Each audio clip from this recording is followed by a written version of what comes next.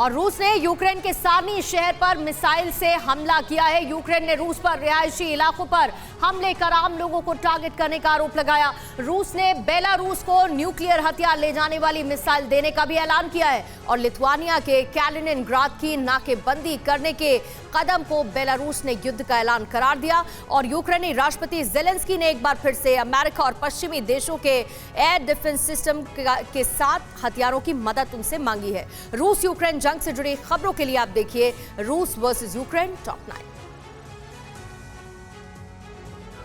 रूस यूक्रेन के बीच जारी जंग में रूसी फौज ने पश्चिमी यूक्रेन के रिनोवे प्रांत के सार्नी शहर पर 2 मिसाइल गिराए। यूक्रेन ने कहा कि रूस के इस हमले में 3 लोगों की मौत हो गई जबकि 4 लोग बुरी तरह घायल हो गए।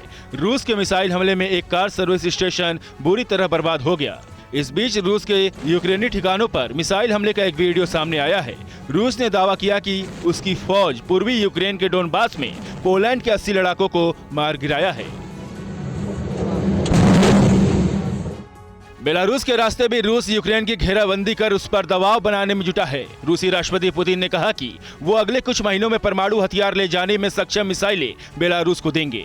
यूक्रेन जंग में रूस का मजबूती से साथ दे रहे बेलारूस की वायुसेना को पुतिन परमाणु हथियारों को ले जाने में सक्षम बनाना चाहते हैं। रूस जंग के शुरू होने से पहले ही बेलारूस में यूक्रेन की सीमा के करीब अपना सैन्य अड्डा बना चुका है। बेलारूस भी यूक्रेन की सीमा पर अपनी सेना की 7वीं बटालियन को तैनात कर रखा है। बेलारूस के राष्ट्रपति अलेक्जेंडर लुकाशेंको ने कहा है कि नाटो देश लिथुआनिया का कैलिनिनग्राद की नाकेबंदी करना युद्ध का ऐलान है। बेलारूस के राष्ट्रपति के इस बयान के बाद नाटो देश लिथुआनिया के खिलाफ पहले से आक्रामक रूस का रुख और ज्यादा खतरनाक हो सकता है। रूस पहले ही कैलिनिनग्राद की नाकेबंदी को लेकर लिथुआनिया को गंभीर नतीजे भुगतने की चेतावनी दे चुका है। लिथुआनिया की नाकेबंदी से रूस अपने क्षेत्र कैलिनिनग्राद तक सामानों की सप्लाई नहीं कर पाएगा। रूस ने दावा किया है कि उसने पूर्वी यूक्रेन के लुहांस्क के सेरोडोनेट्स्क पर पूरी तरह से कब्जा कर लिया है। रूसी फौज का दावा है कि यूक्रेन फौज शहर से बाहर जा चुकी है। सेरोडोनेट्स्क के गवर्नर ने भी कहा कि शहर अब पूरी तरह से रूसी फौज के कब्जे में है। यूक्रेन ने कहा कि शहर में फंसे अपने नागरिकों को सुरक्षित निकालने के लिए वो हर संभव कोशिश करेगी।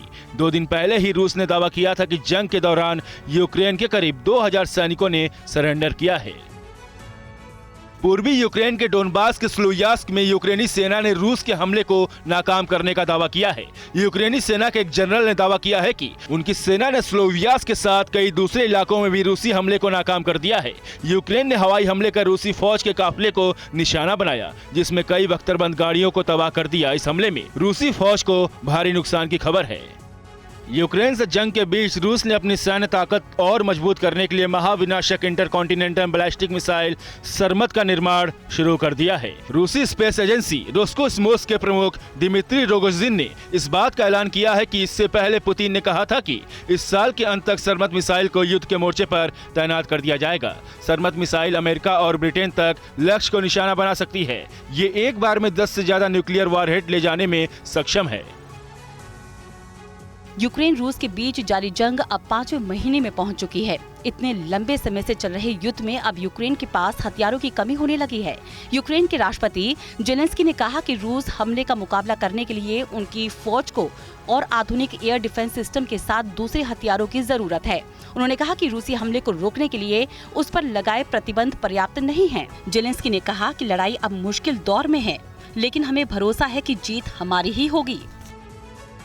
यूक्रेन के इजियम में यूक्रेन और रूस के बीच जंग जारी है। इजियम में रूसी टैंक T-90M यूक्रेनी ठिकानों पर हमले कर रही है। रूस ने इजियम में इस हमले का वीडियो जारी किया है। उधर यूक्रेनी सेना की पूर्वी कमांड ने रूसी फौज के काफिले पर हवाई हमले का वीडियो जारी किया है। यूक्रेन ने दावा किया है कि उसके हमले में रूस के 5 टैंक तबाह कर दिए गए। इस हमले में कुछ रूसी जवानों को भी मार गिराने का दावा किया गया है। रूस के साथ जंग में भारी आर्थिक संकट में आए यूक्रेन की मदद के लिए जर्मनी ने भी बड़ा ऐलान किया है। जर्मनी ने यूक्रेन को 1 बिलियन यूरो की मदद देने की घोषणा की है। जर्मनी की इस मदद से यूक्रेन मानवीय और सामाजिक सुरक्षा योजना में खर्च कर पाएगा। जर्मनी की मदद से यूक्रेन के अलग अलग राज्यों को भी फंड दिए जाएंगे। कुछ दिन पहले ही जर्मनी के चांसलर ओलाफ शोल्ज, फ्रांस के राष्ट्रपति इमानुएल मैक्रों और इटली के PM मारियो दाग्री ने कीव का दौरा किया था।